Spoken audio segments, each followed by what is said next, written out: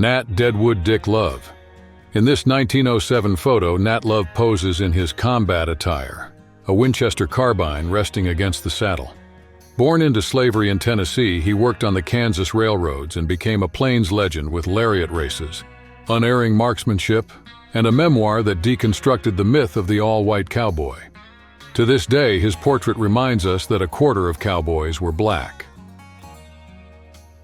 Bill Pickett in The Bulldogger. The 1923 color poster for The Bulldogger immortalizes Bill Pickett, the son of African and Native American parents who invented bulldogging, leaping from his horse, biting the steer's lip, and wrestling it to the ground. In the shows at Ranch 101 and in silent films, Pickett exported the technique and broke racial barriers long before professional rodeos were integrated. Decades later, his legacy inspired the Bill Pickett Invitational Rodeo, celebrated in this 1985 poster with the slogan, "A Salute to Black Cowboys." Created by Lou Vason, the circuit brought black riding traditions into major arenas, offering excluded athletes both competitive and cultural space, while educating the public about African American participation in the Wild West. The 1895 image shows Mary Fields, formerly enslaved, who at age 60 won the postal contract and rode her Montana route armed with a shotgun and a .38 hidden in her petticoat. She defied wolves, blizzards, and prejudice to never miss a delivery, becoming the first black woman to carry federal mail and a living legend of the prairies. To this day, Cascade celebrates her day. In 1930, Doris Ullman captured a serene portrait of an African-American cowboy with two horses, part of her series on Invisible America. Using the soft backlight of dawn, the photographer emphasizes dignity and competence, reminding us that ranching was a common trade for freed black men who found economic autonomy on the range. 25th Infantry Buffalo Soldiers, Fort Keogh, 1890. Dressed in thick buffalo robes, these black soldiers pose in the harsh Montana winter. The photograph, taken by Schreier Barthelmess, captures the infantry patrolling borders and protecting settlers during the post-Indian Wars conflicts, breaking the idea of the cowboy as exclusive to the Southern Plains. Bill Pickett Statue, Fort Worth, 2014. Sculpted by Lisa Perry, the piece honors the creator of bulldogging, the technique Pickett developed at Ranch 101 to master bulls by the snout.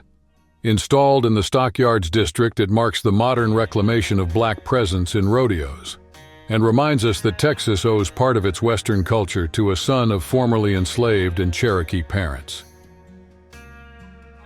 Mexican Vaqueros and Lariat Experts poster, Wild West, 1899. This Buffalo Bill lithograph showcases Mexican vaqueros as masters of the lariat in the traveling show that captivated the US and Europe. The poster reveals that charro expertise was already a global attraction before the word rodeo became famous, reinforcing the Hispanic role in shaping the modern cowboy spectacle. Photographed in Tampico, Mexico, these men wear charro outfits with intricate embroidery and tall sombreros, symbols of rural status that would inspire Hollywood Western costumes. The image proves that the cowboy style emerged from cultural exchange at the border, where the Texas chaparral met the Mexican hacienda. Texas, 1907. Through the lens of Irwin E. Smith, the Mexican cowboy Isabel Gurule pulls a heifer trapped in a ravine, while foreman Zach Burkett supports him. The snapshot displays the technique, courage, and hard work of the vaqueros who mastered herds in the Panhandle, cementing methods later copied by Anglo-American cowboys. A 1911 photograph shows 5 African-American cowboys mounted in Bonham, ready to parade at the Negro State Fair. Wearing leather chaps, silk scarves, and pistols at their waists, they pose confidently before Irwin E. Smith's lens, whose series on the LS Ranch preserved a vivid portrait of black cowboy culture in the early 20th century. In formal attire, tall sombreros, and embroidered serapes, these vaqueros pose in a studio, displaying the Iberian Mexican elegance that would inspire Western iconography.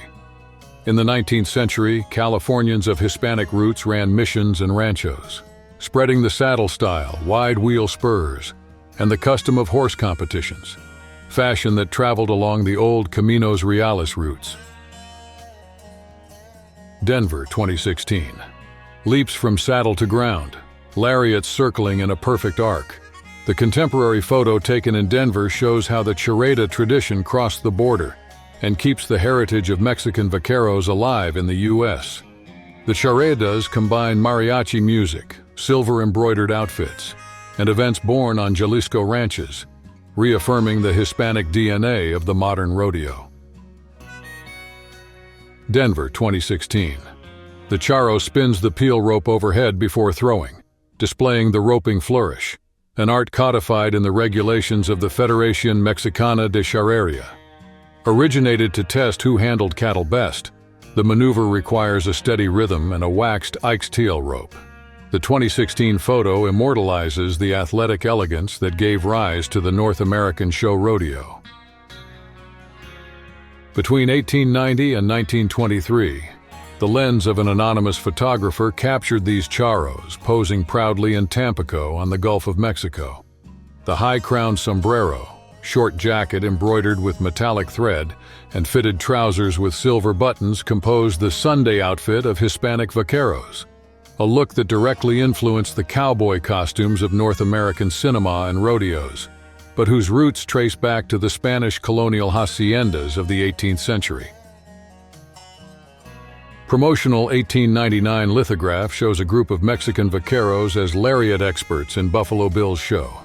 The image proves that charros were advertised as superstar attractions as early as the late 19th century, bringing lasso flourish techniques and embroidered attire to audiences in the US and Europe, and embedding Hispanic DNA in cowboy entertainment.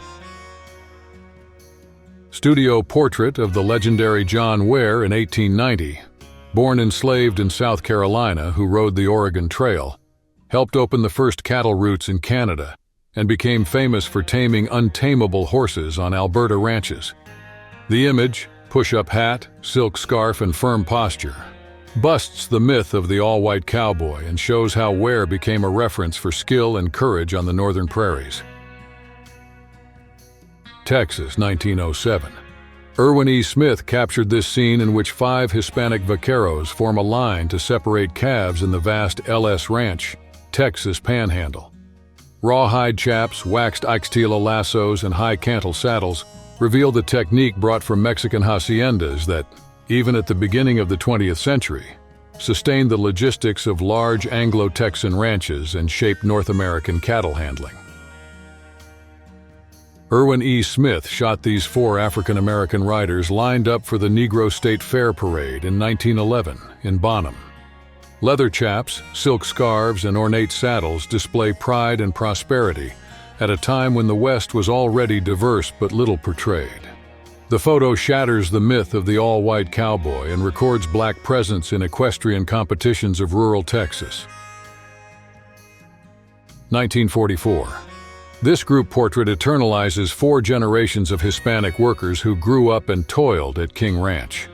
From the patriarch's polished boots to the youngest boy's curious gaze, the image synthesizes familial cultural transmission, roping techniques, rancher songs, and frontier Spanish that survived the industrialization of cattle ranching and helped shape the modern American West.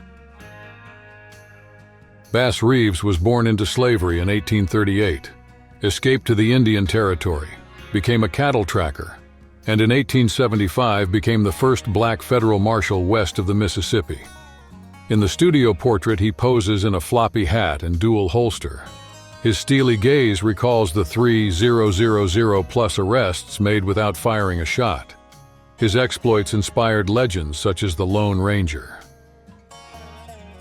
Former Mississippi slave Bose Ecard rode with Charles Goodnight on the first cattle drives of the Chisholm Trail. In the C-1878 photo, he sports a red neckerchief and a Winchester 1866. He was the banker on horseback who guarded the crew's payroll and read the terrain like a human compass. His tombstone bears an epitaph written by Goodnight himself. Born Ned Huddleston in 1849, Isam was a cowboy, bullfighter, and notorious horse thief in Wyoming. The portrait, c. 1880, shows a waxed mustache, velvet vest, and Colt .45, elegance that hid acrobatic escapes and nicknames like Calico Cowboy. He died in 1900, shot by the legendary detective Tom Horn. Bob Lemons mastered wild herds alone. He imitated the lead stallion, earned the trust of mustangs, and guided them into the corral. Photographed by Dorothea Lange in 1936, already in his 70s, he reminisced about roundups with Billy the Kid on fenceless Texas plains, proving that black ingenuity supported the equine legend of the West. George McJunkin, a former Texas slave and foreman of Crowfoot Ranch, spoke Spanish, read the stars, and played the violin. After the 1908 flood, he discovered Pleistocene bison bones with spear points, a find that pushed human presence in America back to 10,000 BC. His portrait on the porch reflects science and saddle in harmony.